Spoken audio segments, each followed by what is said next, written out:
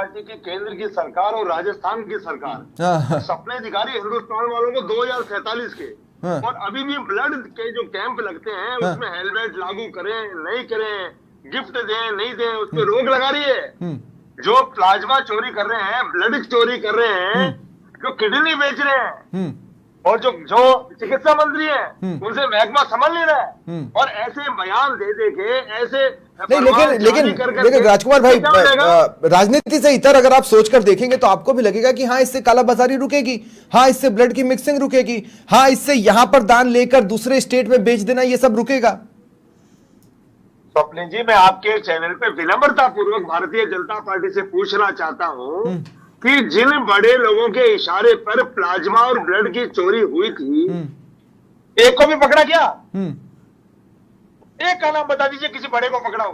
और स्वप्निल जी, आप भी जानते हैं बिना बड़े के आशीर्वाद के ये कोई काम संभव नहीं। लेकिन अगर इसके अगले स्टेप पर जाएं, इस तरह के आदेश के बाद, जैसा कि डॉक्टर विनीत सजेस्ट कर रहे हैं कि हर चीज को ऑनलाइन किया जाए, एक मॉनिटरिंग सिस्टम बनाया जाए, तो फिर उस तरह की शिकायतें आएंगी नहीं जिसकी बेसिस पर आज आप वार करने की कोशिश कर रहे हैं।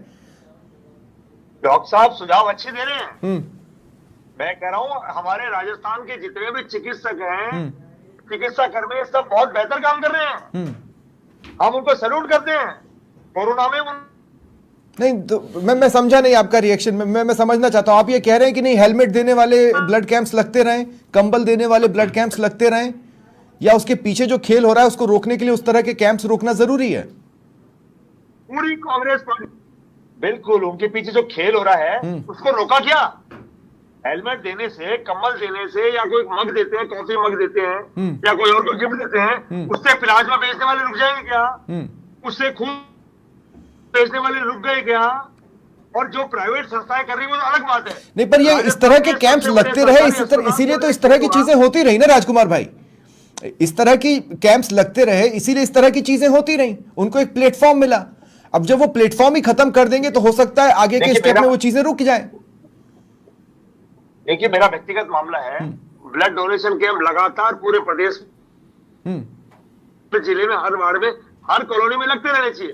हम भी, हमारे बच्चे का जब जन्मदिन होता है तो 11 दिसंबर को हम बस घर पे बुलाते हैं, 11, 15, 20, 25 जो भी यूनिट हमसे बनती है हम उसको इकट्ठा करके भिजवा देते हैं। और एवज में कोई कंपनी अगर कोई हेलमेट दे रही है या कोई मग दे रही है तो वो जो ब्लड देता है उसको थोड़ा मोटिवेशन का एक पॉइंट होता है। लेकिन सरकार ने रोका है इसको। मोटिवेशन का पॉइंट है, जो ब्लड नहीं देना चाहता वो भी आ जाता है कि मुझे हेलमेट चाहिए इसलिए मैं आ जाऊं। ये भी तो फिर वो दान कहां रह गया? दूसरा, फिर आप तो सरकारी ड्राइव्स पर ही सवाल खड़े कर रहे हैं कि अगर सरकारी ड्राइव्स ही आज तक लोगों को इतनी जागरूक नहीं कर पाई कि वो अपनी जागरूकता के हिसाब से आकर ब्लड डोनेट करके चले जाएं, फिर तो सरकारी ड्राइव सदियों से बेकार है, किसी काम की नहीं है। स्वप्निल जी, मैं तो कांग्रेस पार्टी का प्रवक्ता होने के नाते भारतीय जनता पार्टी को बार बार आपके चैनल पे कह रहा हूं कि जिन बड़ों के इशारे पे प्लाज्मा और खून चोरी हुआ था, ठीक है, उनका ठीक है, ठीक है, जी का इस्तीफा ले लिया, ठीक है, SMS हॉस्पिटल के सुप्रिटेंडेंट का इस्तीफा ले लिया, प्रिंसिपल का इस्तीफा ले लिया, ऑर्गन ट्रांसप्लांट में कितना घोटाला किया था पता है ना आपको? कितना बड़ा घोटाला 5 साल तक किया था आपने। ठीक है, ठीक, नहीं,